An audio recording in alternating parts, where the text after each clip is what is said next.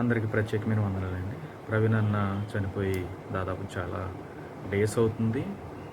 ఆయన మరణం వెనక ఉన్నటువంటి నిజానిజానాలు మరి ప్రతిరోజు మనం టీవీలోని, ఆన్‌లైన్‌లో వింటున్నాం. చాలా కథనాలు వస్తున్నాయి. నేను డే 1 నుంచి కూడా చాలా విషయాల్ని చెప్పాను. 25వ తారీఖు ఎర్లీ మార్నింగ్ బాడీని తీసుకొచ్చిన తర్వాత మరలా 26వ తారీఖు సాయంత్రం బాడీ హైదరాబాద్ వెళ్ళేంత వరకు కూడా హాస్పిటల్‌లోనే ఉన్నాం. అయితే గ్రౌండ్ లెవెల్‌లో అక్కడ ఏం జరిగిందన్న విషయం కొంతమందికి మాత్రమే తెలుసు. ఎందుకంటే ఆ సమీపంగా ఉన్నటువంటి సేవకులు కానివ్వండి, లేదంటే నాయకులు కానివ్వండి, ఆయా సంఘానికి సంబంధించినటువంటి యవ్వనస్తులు కానివ్వండి, సంఘస్థులు కానీ అందరూ కూడా అక్కడ చేరుకున్నారు. అయితే ప్రస్తుతము మరి ప్రవీణ్ గారు ఇలా తాగి చనిపోయారని ఒక వార్త మనకి చక్కర్లు కొడుతుంది. వీడియోస్ కూడా మనం చూస్తున్నాం. నిజాలు ఏంటి అన్నది మనకి ఇంకా తెలీదు. పోలీసు వారు పోస్ట్‌మార్టం రిపోర్ట్ బయటకు పెట్టిన తర్వాత వారి మాటలోనే చెప్పాలి. అంతవరకు మనం ఇదని డిక్లేర్ చేయడానికి మనకు అవకాశం ఇవ్వలేదు. అయితే నిన్న మాట్లాడారో లేదా ఈరోజు మార్నింగ్ మాట్లాడారో నాకు తెలియదు కానీ ఈ సదరు ఎవరైతే ఈ జాన్ పాల్ అనేటువంటి వ్యక్తి ఉన్నారో ఆయన నేను చాలా బాగా ప్రేమించేవాడిని. వాక్యం కొంచెం బాగా చెబుతున్నాడు, ఖండిస్తున్నాడు అని చాలా సంతోషించాను. కానీ తనకేమైందో కూడా మనకు తెలియదు. ఏం జరిగిందో తెర వెనకాల మనకు తెలియదు. ఎవరైనా వారిని ఇబ్బంది పెట్టారా, లేదంటే ఏమన్నా డబ్బులు ఇచ్చి వారిని ఇది చేశారో మనకు తెలియదు. వాస్తవాలు తెలియదు. కానీ ఆయన మాత్రం ప్రవీణ్ పగడాల గారు తాగేసి చనిపోయాడని స్టేట్మెంట్ ఇచ్చారు. అసలు అంత ధైర్యం అసలు మీకు అలా ఇవ్వడానికి అసలు మీకు ఎంత ధైర్యం ఉండాలి అసలు? 25th అక్కడ ఏం జరిగిందో మీకు తెలీదు. ఎందుకంటే మీరు రాలేదు అక్కడికి. సీన్ ఆఫ్ ఎఫెన్స్లో అక్కడ ఆయన చనిపోయినటువంటి విధానం కానీ ఆ ప్లేసెస్ అన్నీ చూసినప్పుడు చాలా అనుమానాలు వస్తాయి. ఎందుకండి చాలామంది డిపార్ట్మెంట్ వారు కానివ్వండి, డాక్టర్స్ కానివ్వండి, అక్కడికి వచ్చినట్టు విద్యావేత్తలు కానివ్వండి, క్రైస్తవులు కానివ్వండి, 1000 మంది వస్తే 1000 మందిలో 999.9% అందరూ కూడా అది అనుమానపు మృతేనే తేల్చారు. అది సదరు డాక్టర్లు కానీ, పోలీస్ డిపార్ట్మెంట్ వారు కానీ, మరి కేసు కూడా ఆ విధంగానే వాళ్ళు ఎంటర్ చేస్తామని చెప్పారు. ఇంకో విషయం ఆ రోజు సాయంత్రం 4:30-5 మధ్యలో నేను ఒక వీడియో చేశాను. ఎందుకంటే అక్కడ చాలామంది వచ్చారు. వచ్చిన తర్వాత ఇది అనుమానాస్పద మృతిగా ఉంది, వాళ్ళు చంపారు వీళ్ళు చంపారు అంటే తప్పు నిజం నిర్ధారణ అయ్యే వరకు మీరెవరో కూడా ఒక వర్గాన్ని కానీ, ఒక మతాన్ని కానీ, ఒక ప్రజానికాన్ని కానీ మీరు కోట్ చేసి మాట్లాడొద్దు. దయచేసి సమన్వయం పాటించండి. పోలీసు వారు మనకి అష్యూరెన్స్ ఇచ్చారు. సమగ్రంగా దర్యాప్తు చేసి నిష్పక్షపాతంగా మనకి చక్కనైనటువంటి రిపోర్ట్ని ఇస్తానన్నారని మనం అందరం కూడా అక్కడ పోలీసు వారు కానీ, పెద్దలు కానీ, వారు అందరి ద్వారా మనం విన్నాం. ఇక్కడ ఆ 25th కానీ ఆ 25th చాలామంది వచ్చారు. అందులో యూట్యూబ్ స్టార్లు కూడా చాలామంది వచ్చారు. యూట్యూబ్ స్టార్లు అంటే గమనించాలి, వాళ్ళ కెమెరాల్లో, వాళ్ళ సెల్ ఫోన్లో కావాల్సిన వీడియోలు తీసుకుని పోయి చక్కగా రూమ్లో కూర్చొని వీడియోలు చేసుకుని వాటిని రిలీజ్ చేసుకున్నారు. కానీ గ్రౌండ్ లెవెల్లో కష్టపడినటువంటి వారు, వెనకుండి నడిపించినటువంటి వారు కొంతమంది ఉన్నారు. పెద్దలు రాజమండ్రిలో కానివ్వండి, ఆ దూర ప్రాంతాల నుంచి వచ్చినటువంటి వారు కానివ్వండి, చాలా కష్టపడ్డారు. ఈ యూట్యూబ్ స్టార్లో ఇంట్లో కూర్చొని చక్కగా వీడియోలు పట్టుకెళ్ళి ఎడిట్ చేసుకొని యూట్యూబ్లో పెట్టుకొని చక్కగా వారి వ్యూస్ని పెంచుకున్నారు. ఈ జాన్ పాల్ గారు కూడా ఒక యూట్యూబ్ స్టారే. నిజంగా మిమ్మల్ని ప్రజలు ఆదరించకపోతే మీరు అసలు ఎందుకు కొరగానటువంటి వారు, అసలు మీరు ఎవరో కూడా ప్రపంచానికి తెలియదు. ఓకేనా? ఆ రోజు 25th రాలేదు మీరు. 26th కూడా ఇక్కడ ఏం జరుగుతుందో మీకు తెలియదు. ఇక్కడ జరిగినటువంటి సంఘటనలు ఏంటో మీకు తెలియదు. 27th అనుకుంటా అక్కడ హైదరాబాద్లో కార్యక్రమానికి మీరు వెళ్ళారు. ఓకే, అంతా అయిపోయింది. ఇప్పుడు ప్రవీణ్ పగడాల గారు ఎవరైతే మృతి చెందారో ఆయన క్యారెక్టర్ గురించి కానీ, లేదా ఆయన తాగుతాడో తిరుగుతాడో, ఆయన బిహేవింగ్ ఎలా ఉంటుందో, విధి విధానాలు ఎలా ఉంటాయో, పద్ధతులు ఎలా ఉంటాయో మీకు తెలియదు. ఇప్పుడు ఆయనతో మీరు సహవాసం చేసి ఆయనతో గడిపినటువంటి దాఖలాలు లేవు. ఏమండి? ఆయన గురించి మీరు అంత పచ్చిగా ఆయన తాగాడు, ఇది హత్య కాదు ప్రమాదమే మీరు డిక్లేర్ చేయడానికి మీకేమన్నా రైట్స్ ఇచ్చారా? అర్థం కాదు. ఈ ప్రమాదం జరిగింది మా కాన్స్టిట్యున్సీలో, రాజానగరం పరిధిలోకి వస్తుంది జరిగింది. రాజానగరం సిఐ గారు వీరేగౌడ్ గారు, ఎస్ఐ గారు మనోహర్ గారు, ఏమండి ఓ పక్కన ఎస్పీ గారు కిషోర్ గారు ఉన్నారు, ఐజీ గారు ఉన్నారు. వీళ్ళందరూ కూడా చెప్పింది ఏంటంటే ఎవరో కూడా వదంతులు రేపొద్దు, ఎవరికి నచ్చినట్టు వాళ్ళు మాట్లాడొద్దు. మీకు ఏమైనా అనుమానాలు ఉంటే, మీకేమైనా సందేహాలు ఉంటే, మీ దగ్గర ఏమైనా ఆధారాలు ఉంటే మా దగ్గరికి తీసుకురండి అని అలా చాలా క్లియర్ కట్గా చెప్పారు. మీకు ఒకవేళ ఏదైనా ఆధారం ఉంటే, మీరు ఒకవేళ ఈ వీడియో చూసి ప్రవీణ్ పగడాల గారు నిజంగానే తాగారు అనుకుంటే, బైబిల్ ఒకటి చెప్తుందండి, వెలుచూపుని బట్టి కానీ వినిన దాన్ని బట్టి కానీ తీర్పు తీర్చకూడదు. ప్రభు కూడా వెలుచూపుని బట్టి కానీ వినిన దాన్ని బట్టి కూడా తీర్పు తీర్చడం. ఎందుకంటే ఈరోజు చూసినా సరే చూడలేదని అబద్ధం చెప్తారు, చూడకపోయినా చూసినా అబద్ధం చెప్తారు. అలాగే వినలేదని చెప్తారు, వినకపోయినా సరే నేను విన్నానని చెప్పేటువంటి లోకంలో మనం ఉన్నాం.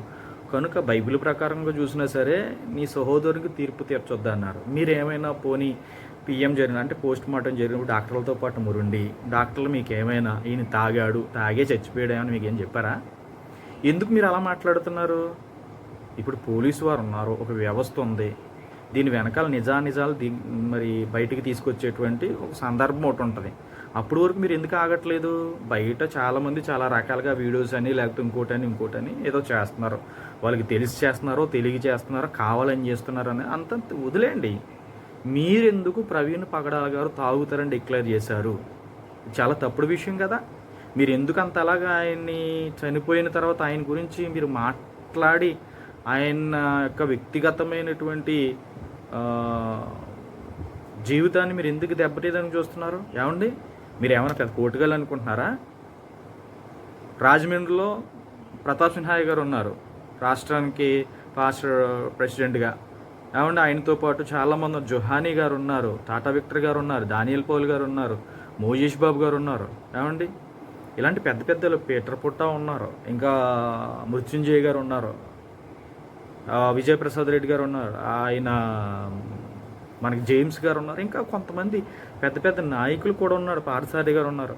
ఏమండి, వీళ్ళు ఎవరో ఆయన తాగాడు, ఆయన తాగలేదు అని వీడియో చేయలేరా? మీరెందుకు? పైగా ఇప్పుడు నేను మాట్లాడకపోతే క్రైస్తవ్యానికి ఏం జరుగుతుంది? అసలు నువ్వు మాట్లాడడం వల్లే చాలా భయంకరమైనటువంటి పరిణామాలు జరుగుతున్నాయి తెలుసా? నిజంగా మీరు మాట్లాడినటువంటి మాటలు యూట్యూబ్లో పెట్టినటువంటి వీడియో డిలీట్ చేయకపోతే చాలామంది క్రైస్తవులు మిమ్మల్ని వ్యతిరేకిస్తారు. అసలు కొంచెం సిగ్గాను ఉండాలండి. మీరు తింటున్నారు కదా, తినే మాటలు మాట్లాడండి. ఎందుకండి అలాంటి మాటలు మాట్లాడతారు? ఆయన చనిపోయారు, ఎంత సేవ చేశారో, ఎంతమందిని ప్రభావితం చేశారో, ఎంతమందిని క్రీస్తు వైపు నడిపించారో, ఎంతమందిని రక్షణలోకి నడిపించారో, ఎంతమందికి ఆయన సేవ చేశారో అన్నది అన్నీ ఎరుయుండి మీరు ఇలాగా డిక్లేర్ చేయడం అనేది చాలా తప్పుడు విషయం. మీరు వెంటనే మీరు మాట్లాడినటిని కూడా వెనక్కి తీసుకోవాలి. మీరు నోటుకొచ్చినట్టు మాట్లాడొద్దు. 2, పోలీసు వ్యవస్థ ఉంది. పోలీసు వారు చాలా క్షుణ్ణంగా చెప్పారు, మీ దగ్గర ఏమైనా ఆధారాలు ఉంటే పట్టుకురండి, అనుమానాలు ఉంటే తెలియపరచండి, మేము ఇన్వెస్టిగేషన్ చేస్తాం, ఫైనల్గా మేము దీనికి ఎలా న్యాయం చేయాలి అలా న్యాయం చేస్తారన్నారు. ఇప్పుడు అది న్యాయం జరుగుతుందో అన్యాయం జరుగుతుందో ఇంకా కేసు దర్యాప్తులో ఉంది. దాన్ని పూర్తిగా పారదర్శకంగా మేము చేస్తామని పోలీసులు అష్యూరెన్స్ ఇచ్చారు. ఈలోపు చాలామంది క్రైస్తవులు, అంటే ఇప్పుడు బయటపడుతున్నటువంటి వీడియోలు కూడా మేము రిలీజ్ చేయలేదని ఐజీ గారు స్పష్టంగా ఒక వార్తాపత్రికలు వచ్చినట్టుగా న్యూస్ చక్కర్లు కొడుతుంది. కనుక అది ఎంత వాస్తవం ఉందో, అది ఎంతవరకు కరెక్టో, ఆయన అసలు తాగాడో లేదో, 1 బాటిల్ కాదు 2 బాటిల్ కాదండి, అన్ని బాటిల్ కొనుక్కున్నాడు. అన్ని బాటిల్ ఆయన తాగితే చచ్చి ఊరుకుంటాడు ఒక మనిషి. ఏమండి, ఒక విషయం మీరు అర్థం చేసుకోవాలి. మీరు ఎందుకు అలా మాట్లాడారన్నది ఇక్కడ మా యొక్క బాధ. ఒక హిందూ సోదరుడు, ఒక ముస్లిం సోదరుడు, మరొక మతం, మరొక ఇదైన వాళ్ళు ఎవరు కూడా మీలా అంత అడ్డంగా మాట్లాడలేదండి. ఏమండి, ఒకవేళ మాట్లాడినా వాళ్ళు చూసిన దాన్ని బట్టి మాట్లాడుతున్నారు. అక్కడ చూసింది అసలు నిజమో అబద్ధమో పోలీసులు తేల్చిన తర్వాత చివరిగా వాళ్ళు ఏదో చెబుతారు. అప్పుడు కదండి, అప్పుడు అయినా సరే ఏమండి కడుపులో దాచుకోలేండి. క్రైస్తవ్యం అంటే ఏంటి?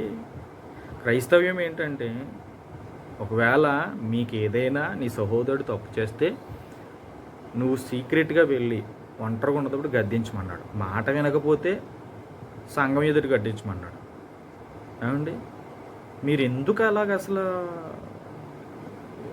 అలా మాట్లాడారో ఇప్పటికి అర్థం కావట్లేదు. దీని వెనక ఒకవేళ మిమ్మల్ని ఏమైనా ప్రలోభ పెట్టారా, లేదంటే మీ ఆలోచనలు అలా పుట్టి ఈ వీడియోస్ చూసి నిజంగానే తాగాడు కనుక చచ్చిపోయాడని మీరు నిర్ధారణ చేస్తున్నారా? ఒకవేళ రెండిట్లో ఏదైనా సరే మీకు ప్రమాదమే. ఏంటి ప్రమాదం అంటే క్రైస్తవులు మిమ్మల్ని అసలు ఉపేక్షించరు, మీరు చేసిన దాన్ని అసలు అంగీకరించరు. మీరు చేసింది తప్పు, మీరు మాట్లాడిన తప్పు, మీరు వెంటనే వీడియో డిలీట్ చేయాలి, మీరు వెంటనే మీ మాటలను వెనక్కి తీసుకుని క్షమాపణ చెప్పాలి. ఒక హైందవ స్త్రీ ఏదో అన్నదని మీరు ఇష్టం వచ్చినట్టు జుట్టు పట్టుకుని ఇలాగని ఏదో మొత్తం మీద ఏదో మాట్లాడారు, ఆవిడకి క్షమాపణ చెప్పారు. ఇప్పుడు మీరు యావత్ క్రైస్తవ్యానికి మీరు క్షమాపణ చెప్పకపోతే చాలా భయంకరమైనటువంటి పరిస్థితులు ఎదుర్కొంటారు. అంటే మీ మీద దాడి చేస్తారనో, లేకపోతే మిమ్మల్ని కొడతారో తిడతారో చంపేస్తారని కాదు, కానీ దేవుని ఉగ్రత కంపల్సరీగా మీ మీదకి వస్తుంది. తప్పండి, మీరు చేసింది తప్పు. ఆ తప్పుని క్షమించమని దేవుని దగ్గర అడగండి. అలాగే ఆ కుటుంబానికి క్రైస్తవ్యానికి కూడా మీరు క్షమాపణ చెప్పిన తర్వాత మాత్రమే మీరు ఫర్దర్గా క్రైస్తవ్యం గురించి క్రీస్తుని గురించి బోధలు చేయాలి. లేదంటే మీరు చేయడానికి అర్హులు కాదు. ఏ విధంగా అర్హులు అవుతారు? మీరు ఏ విధంగా అర్హులు అవుతారు చెప్పండి. మీరు ఏ విధంగానూ కూడా మీరు క్రైస్తవ్యంలో బోధ చేయడానికి అర్హులు కానే కాదు. ప్రేమ అనేక దోషాలు కప్పుతుందని దేవుని వాక్యం తెలియపరుస్తుంది. అసలు మీరు నిజమైన క్రైస్తవుడువో లేకపోతే క్రైస్తవుడు ముసుగులో ఉన్నటువంటి ఒక భయంకరమైనటువంటి మనస్తత్వం కలిగినటువంటి మనిషి అర్థం కావట్లేదు. ఇన్ని రోజులు మిమ్మల్ని ప్రేమించినందుకు మాకు చాలా బాధ కలుగుతుంది. మీరు క్రైస్తవ్యానికి కానీ ప్రవీణ్ గారు కుటుంబానికి కానీ ప్రవీణ్ గారు మృత్యుని బట్టి క్రైస్తవులకు ఇస్తున్నటువంటి సందేశం ఏంటంటే ఆయన త్రాగుబోతు. ఏమన్నా తప్పండి, తప్పు. మరొకసారి మీ మాటలు మీరు వినండి, మీ వీడియో ఒకసారి మీరు చూడండి. నిజంగా మీకు మనస్సాక్షి అంటూ ఉంటే మీరు చేసింది తప్పని మీకు అర్థమవుతుంది. దయచేసి మీరు చేసినటువంటి ఆ వీడియోని మరొకసారి చూసి నేను చేసిందని తప్పు అని ఒక వీడియోని రిలీజ్ చేసి ఆ వీడియోని డిలీట్ చేసేయండి. ఎందుకంటే ఇంకా ఇది ఇన్వెస్టిగేషన్లో ఉంది. పోలీస్ వారు దీన్ని ఇన్వెస్టిగేషన్లో ఉంచారు, దర్యాప్తు చేస్తున్నారు. ఇంకా దీని వెనకాల నిజాలు ఏంటన్నది మంచో చెడో, ఒకవేళ అది యాక్సిడెంట్ అని రావచ్చు, హత్య అని రావచ్చు. ప్రభుత్వం చేతిలో ఉంది కనుక, పోలీస్ వారి చేతిలో ఉంది కనుక వాళ్ళు చెప్పేంత వరకు మీరు ఏం మాట్లాడొద్దు. రెండు, చాలామంది ఆ వర్గం వారు, ఇతను ఆ మతం వారు ఇలా చేసి ఉండొచ్చు, అలా వద్దండి. ఫస్ట్ ఆఫ్ ఆల్ అది ఏంటన్నది తెలిసిందనుకోండి, ఒకవేళ మీరు హత్య పలానోళ్ళ మీద మీరు నేరం మోపారు, కానీ పోస్ట్ మార్టం రిపోర్ట్లో అది యాక్సిడెంట్ అని వచ్చిందంటే మీరు ఏం చేస్తారు చెప్పండి? ఒకవేళ మనుషులు అన్యాయం చేయొచ్చు, కానీ మనం నమ్ముకున్న దేవుడు ఇప్పటికీ అన్యాయం చేయడండి బాబు. ఏమండి, అబద్ధం ఈరోజు గెలవచ్చు, కానీ దేవుడు రహస్యమైనది ప్రతి ఒక్కటి కూడా వెలుగులోకి తెచ్చేస్తా అన్నాడు. కనుక ఎవరో బాధపడొద్దు, మీ వంతు మీరు ప్రయత్నాలు చేయండి. ఎవరైతే ఆ సీసీ ఫుటేజ్ విషయంలో కానీ, ఇమేజెస్ విషయంలో కానీ, ఇంకా ఏవైతే అనుమానాలు ఉన్నాయో వాటన్నిటిని కూడా సేకరించండి, పెద్దలకు సమర్పించండి. లేదంటే కొంతమంది పెద్దలు మేము రిప్రజెంటివ్గా మీరు ఇచ్చినటువంటి సాక్ష్యాలను తీసుకెళ్ళి పోలీసు వారికి, లేదంటే ఎవరైతే సిట్ అధికారులు ఉన్నారో వారికి సమర్పిస్తాము అని అంటున్నారు. వారికి సమర్పించండి. దయచేసి ఒక వర్గాన్ని గురించి మాట్లాడొద్దు, ఒకరి కోసం మాట్లాడొద్దు.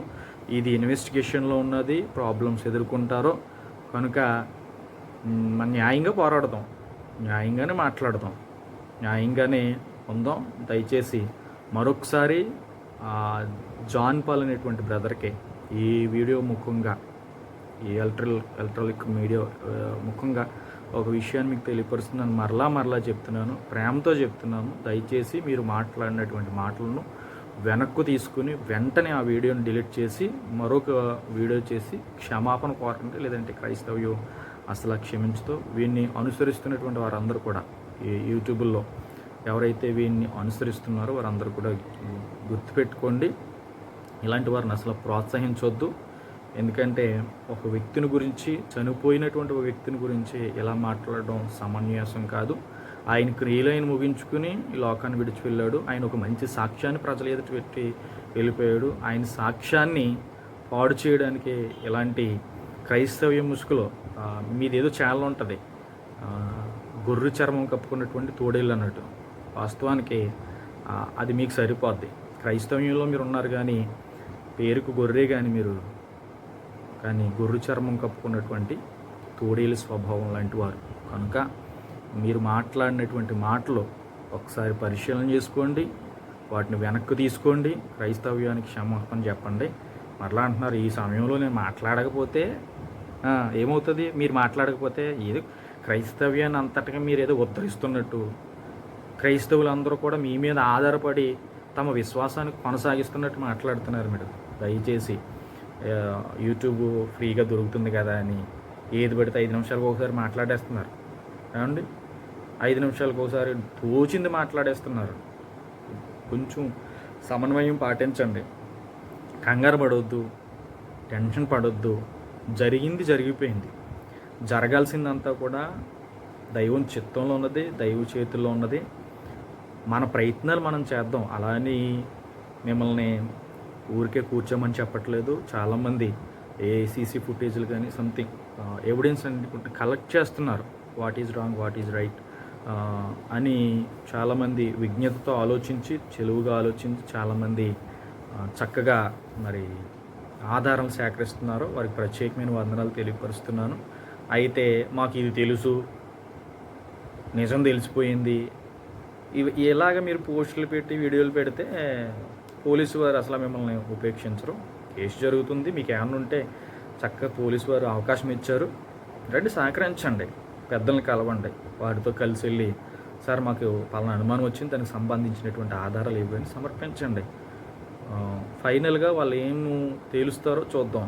ఏదైనా సరే అండి, న్యాయం జరిగినా అన్యాయం జరిగినా దేవుడు మాత్రం అన్యాయస్తుడు కానీ కాదు. కనుక మీరెవరూ కూడా కంగారు పడొద్దు. మరొకసారి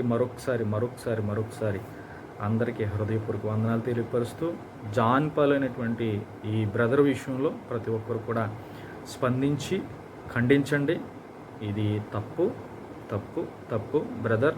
మరొకసారి మీకు వీడియో ముఖంగా విజ్ఞప్తి చేస్తున్నాను, అలాగే ప్రేమతో తెలియపరుస్తున్నాను. వెంటనే ఆ వీడియోని డిలీట్ చేయండి, మీ మాటలు వెనక్కి తీసుకోండి, క్రైస్తవ్యానికి క్షమాపణ చెప్పండి. అందరికీ వందనాలు. Thank you.